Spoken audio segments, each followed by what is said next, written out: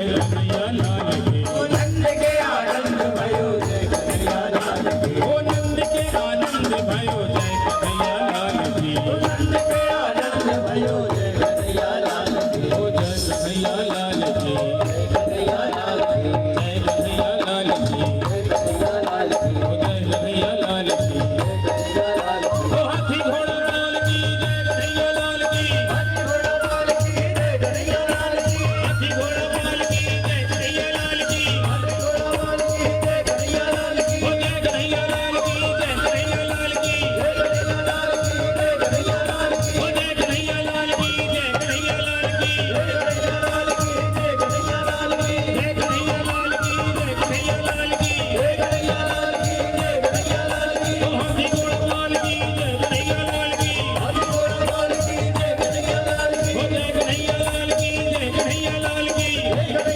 लाल की। जय कन्हैया लाल की लड्डू गोपाल की। जय कन्हैया लाल की लड्डू गोपाल की। ओ हाथी घोड़ा लाल की जय कन्हैया लाल की। कन्हैया लाल की। ओ हाथी घोड़ा लाल की जय कन्हैया लाल की। हाथी घोड़ा लाल की जय कन्हैया लाल की। ओ नंद के आनंद भयो जय कन्हैया लाल की। नंद के आनंद भयो जय कन्हैया लाल की। नंद के आनंद भयो जय कन्हैया लाल की। नंद के आनंद भयो जय कन्हैया लाल की। ओ जय कन्हैया लाल की। ओ जय कन्हैया लाल की। हाथी घोड़ा लाल की। जय कन्हैया लाल की। हाथी घोड़ा लाल की। जय कन्हैया लाल की। हाथी घोड़ा लाल की। ओ जय कन्हैया लाल की। हाथी घोड़ा लाल की। ओ जय कन्हैया लाल की।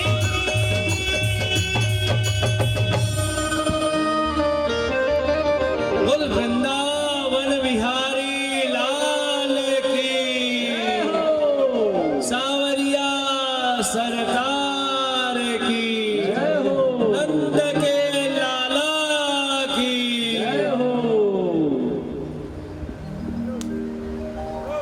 भगवान की महती कृपा और करुणा कि हम सब नंदोत्सव मना रहे हैं। ठीक इसी प्रकार से नंद में उत्सव, नंदगांव में उत्सव हो रहा था।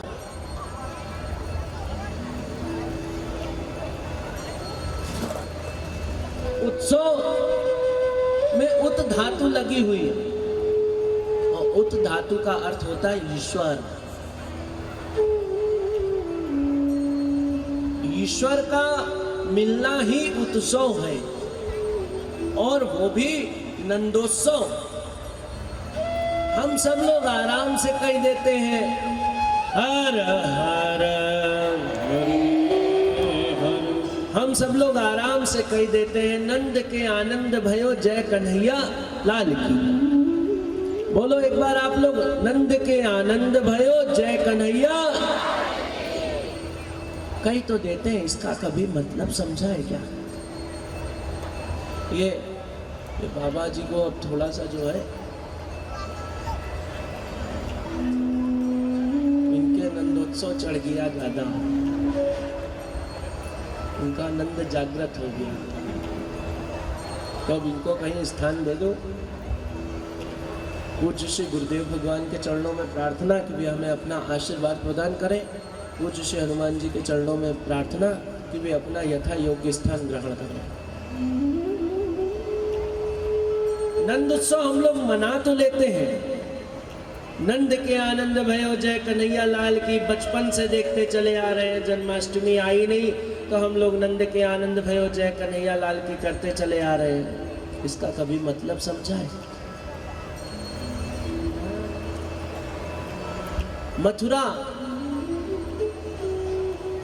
मथुरा से कृष्ण आए कहां पर? गोकुल में। गोकुल जानते हो क्या है? कि गोकुल क्या चीज है, मथुरा क्या चीज है, नंद के आनंद भयो ये क्या चीज है? तो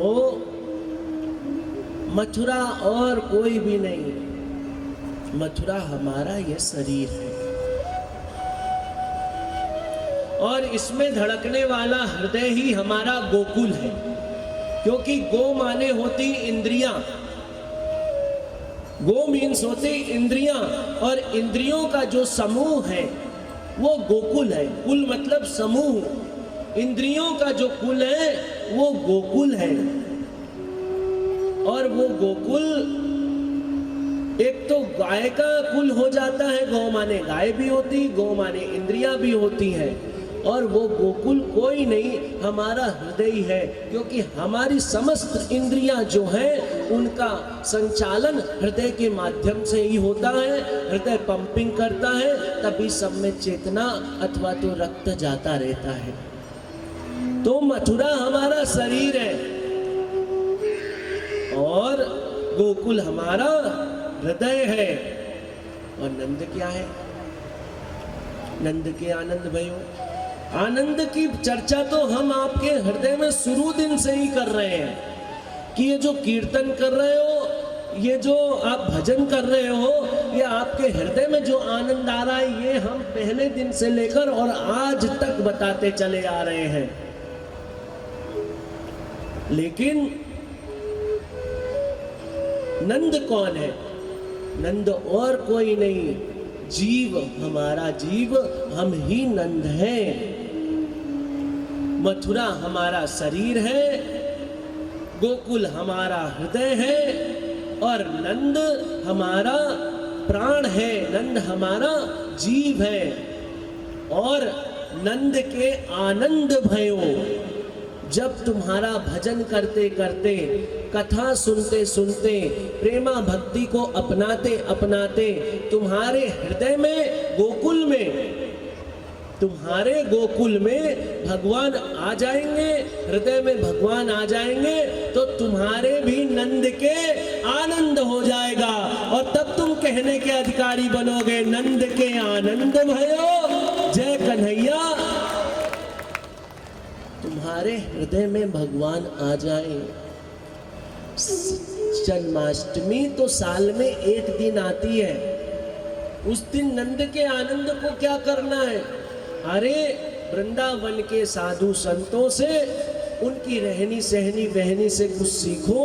वो रोज ही नंद के आनंद करते हैं। और वृंदावन के साधुओं से कोई क्यों पूछो, समस्त जो भगवान की आराधना, एकमात्र भगवान की आराधना में जो साधु संत लगे हैं, उनसे पूछो कि वो तो सुबह प्रातः में उठ के अथवा तो कभी भी बैठ के नंद के आनंद करते ही रहते हैं। उनके हृदय में भगवान आता रहता है और यही वो उत्सव मनाया करते हैं। कहीं जाने की आवश्यकता नहीं पड़ती। केवल तुम्हारी साधना ही, तुम्हारा भजन ही तुमको नंद के आनंद करवाने चालू कर देता है। अब जितने दिन से आप लोग यहाँ बैठे हो, आज 6वां दिन है और आपको पता नहीं लगा होगा ये 6वां दिन कब आ गया आपका। जो लोग शुरू दिन से आ रहे हैं उनको नहीं पता होगा ये 6 दिन व 6ठा दिन है ये।